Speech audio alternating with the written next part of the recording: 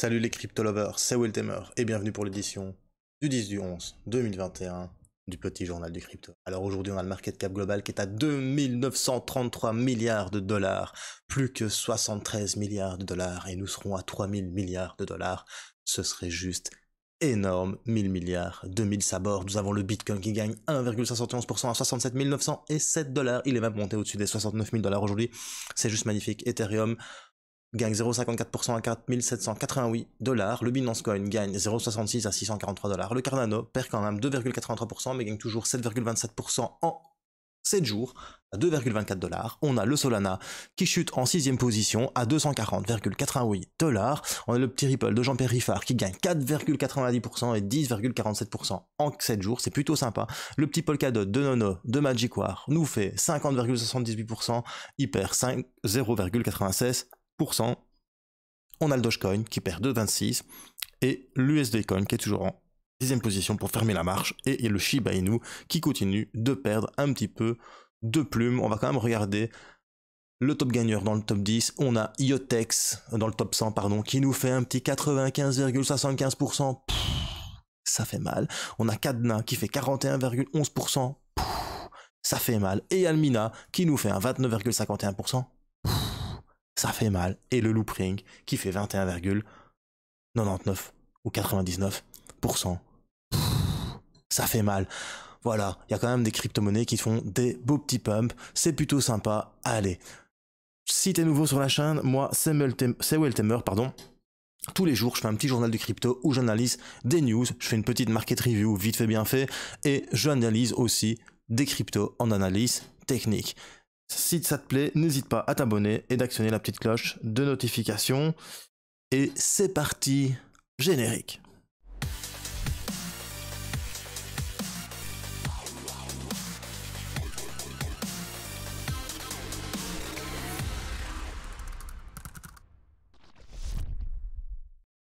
Alors aussi, si t'es nouveau, n'hésite pas à nous rejoindre sur Culture Crypto FR.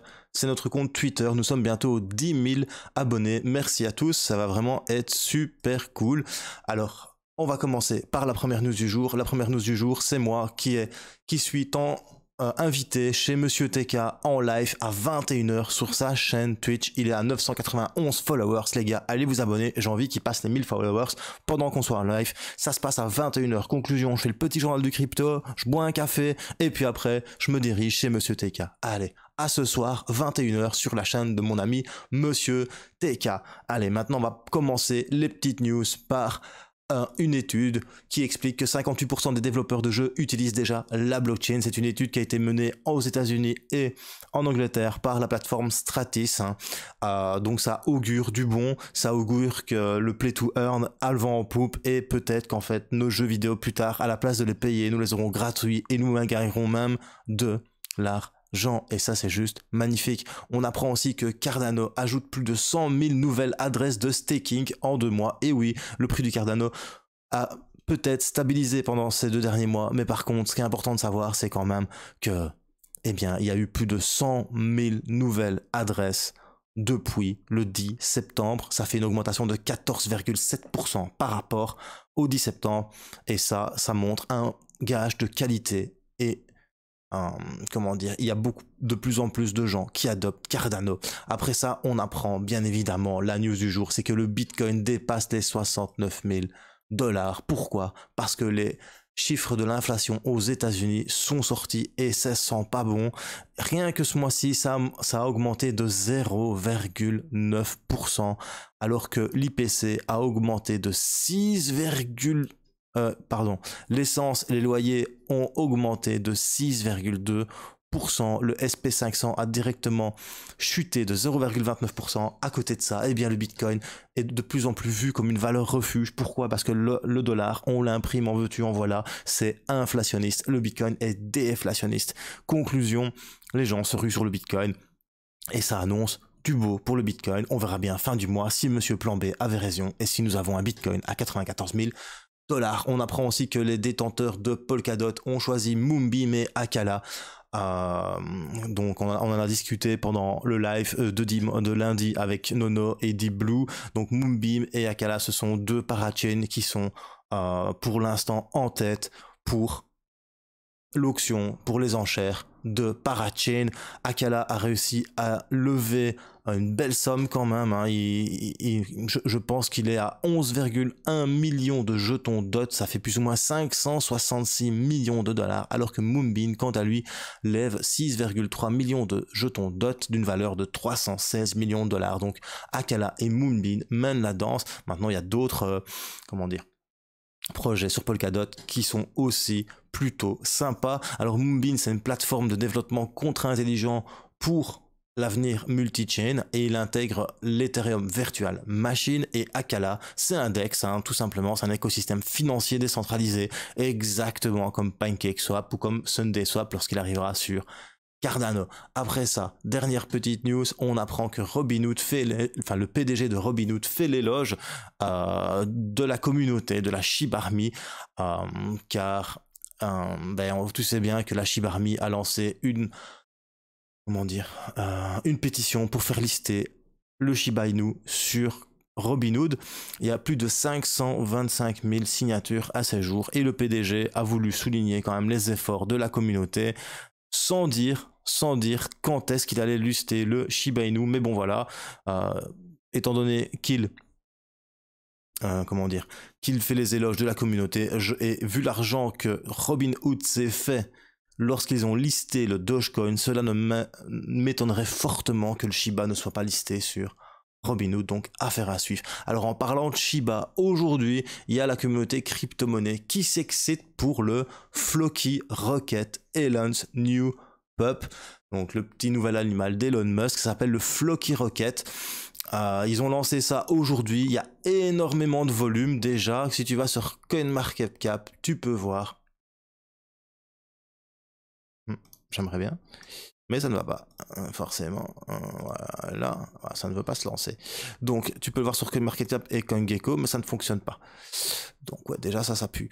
Enfin bref, voilà. Il y a une nouvelle crypto même, ça s'appelle le Floki Rocket. Il y a 1 milliard de tokens total supply. Il y a 6% qui est pour le privative sale, 69% qui est pour la pre-sale, 6% pour le dev team, 19% pour l'eco exchange.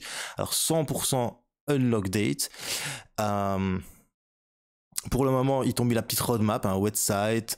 Voilà, on suit. Il y a PancakeClutch, ils sont pas à jour parce que c'est déjà sur PancakeSwap. Je te dis pas d'acheter, hein. Je te dis pas d'acheter.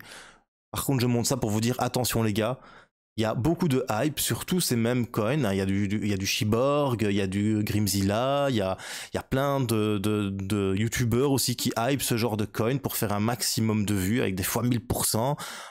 Faites attention, bien évidemment c'est possible, hein, on sait avec quand tu vois ce qui est arrivé avec le Shiba Inu, mais beaucoup de gens surfent là-dessus. Je voulais juste vous dire ça. Donc voilà, c'est super important. Tu peux déjà connecter ton wallet, je vais pas le faire en live, mais voilà. Et tu peux gagner des BNB si tu stacks du Floki Rocket. Donc voilà, si tu rentres là-dedans, moi tout ce que je te dis c'est fais attention, mais pas non plus des 1000 et des 100, et n'espère pas devenir millionnaire comme tous ceux qui ont gagné avec le Shiba Inu. Pourquoi pas, ça pourrait peut-être arriver, mais bon voilà, faites juste attention s'il vous plaît. Je ne critique pas le projet, je voulais juste en parler pour vous dire attention, ça ressemble à Shiba Inu, ça sent le Shiba Inu, ça surfe sur le Shiba Inu, mais c'est peut-être pas le Shiba Inu. Donc faites attention, s'il vous plaît. Allez, après ça, on va passer sur l'analyse technique du Bitcoin. Le Bitcoin, on le met en weekly. Et sur du weekly, on a l'impression qu'il y a une petite cup in handle et que le Bitcoin pourrait nous faire un pump de cochon sur le weekly et venir tout simplement nous chercher les 100 000 $. C'est quand même assez beau. Alors si on regarde sur du daily, on voit vraiment qu'ici, le Bitcoin, eh bien, il a fait le petit pump dernièrement. Aujourd'hui, il avait commencé à chuter. Et là, il a rebondi en fait sur la fermeture ici, la clôture de dernier all-time high. Et là, il est en train de remonter, mais il nous a quand même fait un all-time high. Ah, exactement. Ladies and gentlemen. Hop. Attendez, parce que le problème, c'est souvent ça. Voilà, c'est plus facile comme ça. À 68 958 $. C'est pas beau ça. Moi, je dis c'est juste magnifique. Alors je voulais quand même vous montrer un truc qui est quand même assez sympa sur le RSI. En weekly, eh bien on voit vraiment qu'on a cassé cette tendance baissière et que là on est en train d'arriver dans une zone au-dessus des 70. Quand on arrive au-dessus des 70, tu vois, la dernière fois qu'on est arrivé au-dessus des 70, ici, on est parti des 70, on est arrivé jusqu'au 95, eh bien, regarde un petit peu ce qui s'est passé. Hop, on était ce jour-là. Se mettre pile poil, voilà. Et c'est monté de 234% en 11 semaines. Donc ça peut faire très très mal. Hein. Le prix du Bitcoin qui monte de 234%, je sais pas si tu te rends compte ce que ça fait. Voilà, on va se mettre là. Hein. 234%. Je dis pas que c'est ce que ça va faire, hein, mais on compare toujours ce qui est comparable.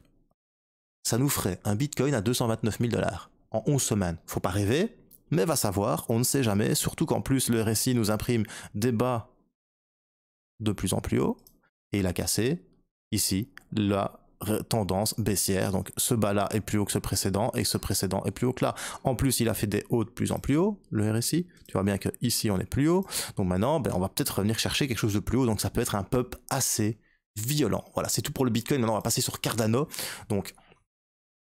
Hop, on se remet ici. Donc Cardano, on est toujours dans cette figure ici. Hein.